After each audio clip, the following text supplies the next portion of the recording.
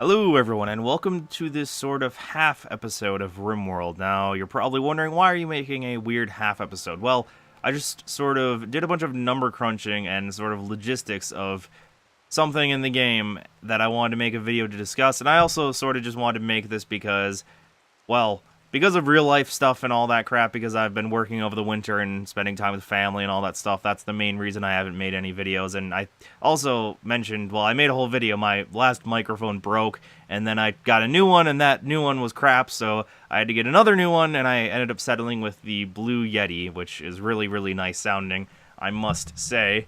And I'm also using a new recording software because I used to just use Shadowplay, but it doesn't work very well with the Blue Yeti because the Blue Yeti is extraordinarily sensitive and it picks up every minute background noise possible. So I'm using Open Broadcast software now, which picks up, well, it has settings within it that allow you to filter out background noise and filter out low decibel noises when they're silenced.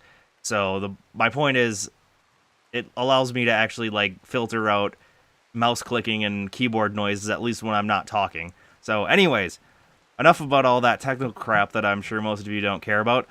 My main point of making this video is, if you all remember, and I'm sure a lot of you probably only started watching this Let's Play because of this reason, the very first episode I was gonna try to achieve the travel victory. But now I think I'm gonna have to go back on that, that goal, because I did all the logistics and number crunching and all that, like, a little bit, and I'll say this too, I'm kind of delirious right now, so I probably shouldn't really be even making a video at all, because I work the swing shift for the place I work, seasonally, while I'm not in college, and right now I'm running on like 4 hours of sleep for the last 35 hours or so I probably sound a little crazy, and I might make even more mistakes in my speaking than I normally would, so just a heads up there too. But anyways, my main goal of this video was, as you can see, I'm in development mode and things look different than they did because I just had the game running a little while I was looking at things. So I did some number crunching on what it takes to achieve the travel victory, and I realized it's not very feasible at all, as in it's not something that I really think I can do, at least in a reasonable amount of time.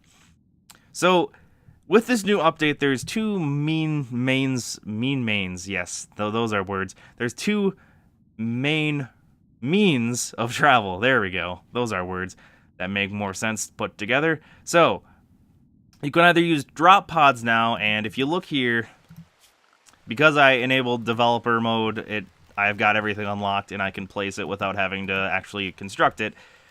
There's the pod launcher and the transport pod, and as you can see, I already built one earlier too because I was testing things out.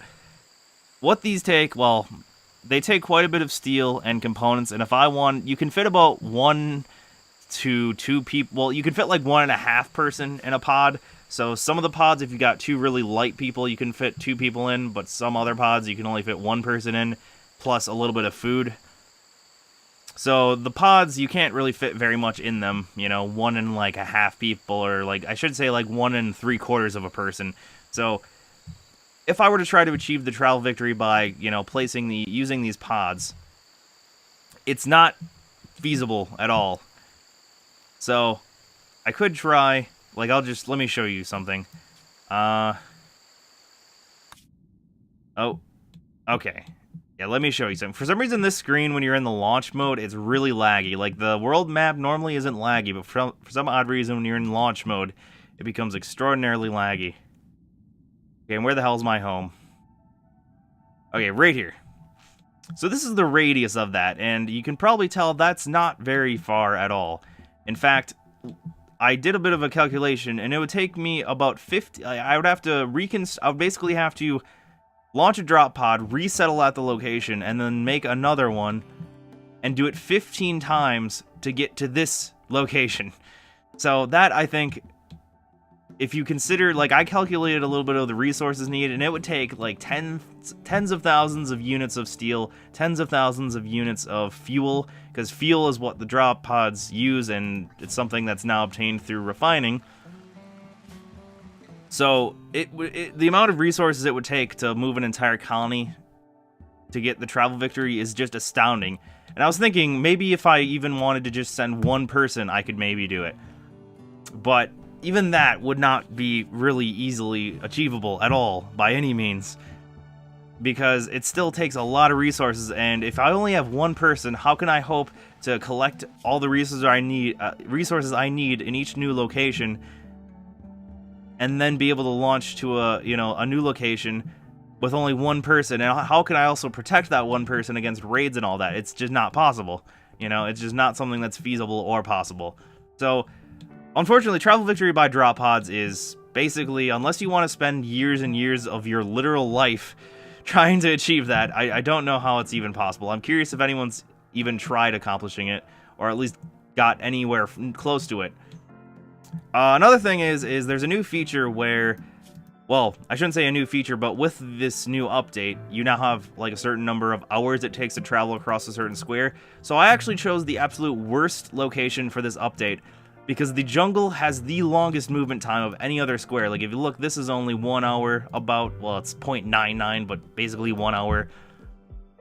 Basically everywhere actually is one besides. It seems like almost everywhere is one besides tropical rainforest, if I look at this. Yeah, oh, yeah, like that's temperate rainforest, yeah, 1.6, so a little bit longer for temperate forest. And actually, somehow, I found this really weird.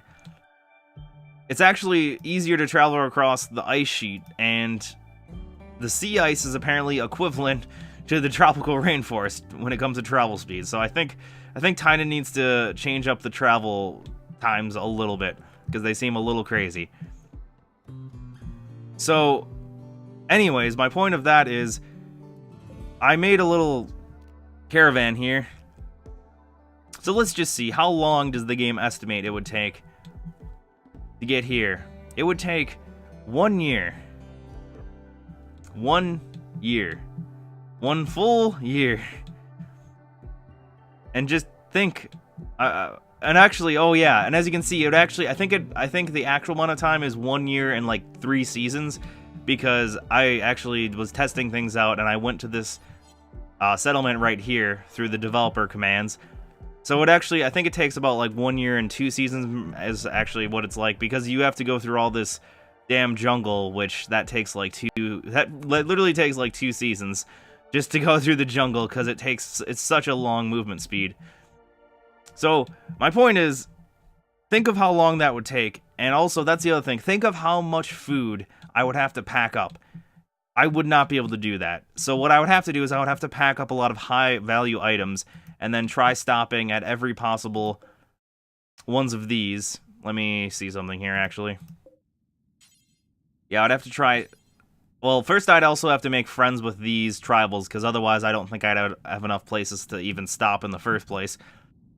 So I'd have to make friends with all the other factions too, otherwise to, well, increase my odds of not immediately dying. And I'd have to just think of how much silver I would have to accumulate, and how many items I'd have to accumulate to make this journey, and even then it would take a 1 in-game year, which that would take like several in-game parts. So my main point of this episode was, unfortunately, the way the update has made things, the travel victory does not seem feasible at all. So that's just something I wanted to say and sort of go through the logistics with. So also, if anyone else is considering trying to achieve a travel victory, sorry, but I don't think it's really possible, at least not unless you want to spend hundreds of hours. And that's the thing too, is all the things I'm talking about, they're not considering things like raids, heat stroke, heat waves, I should say, cold. Like, they're not considering all the other random events that could occur on the way through. So my point is, my god, the travel victory, it's definitely, I think it's sort of an Easter egg, because it's not something that I think is achievable in the conventional game, unless you're playing on like peaceful mode. Extreme difficulty especially, I don't think travel victory, like, I'd love to see someone's full Let's Play where they achieve travel victory on a full-size map. That's another thing I wanted to ask, because I couldn't find any information on this online, surprisingly. Has anyone else generated, because I generated a full map, so has anyone else generated like a quarter a map, I think is what you can generate? Because I'm curious, if you generate a quarter of the map, does the location you're supposed to travel end up being a lot closer? Because that would, I'm assuming that's the case, because otherwise I don't know how you would get to a location if the game never generated that part of the map. Unless it keeps generating new parts of the map as you travel towards the location, I don't know. But I'm just curious how that works, so yeah. Otherwise, my main point of this video was just saying, sorry, but I'm not going to try achieving the travel victory, because that would literally take me hundreds, and I'm not even kidding here, if not maybe thousands of episodes, because I don't even, when I finally tried putting everything together, it would take so many resources and so much time. I'm just sort of, I don't know, bewildered at how much time it would take. And I am a little bit delirious now, like I said, so that could be that affecting my way of thinking a little, but my god, I just wanted to sort of discuss that a little. And also, I guess, if you were with me this long, I'm sure most people don't want to listen to me ramble. I'm sure I'll put a bunch of warning messages at the beginning of this video to prevent people from being, well, starting to watch it and then realize what the hell is this delirious man going on about.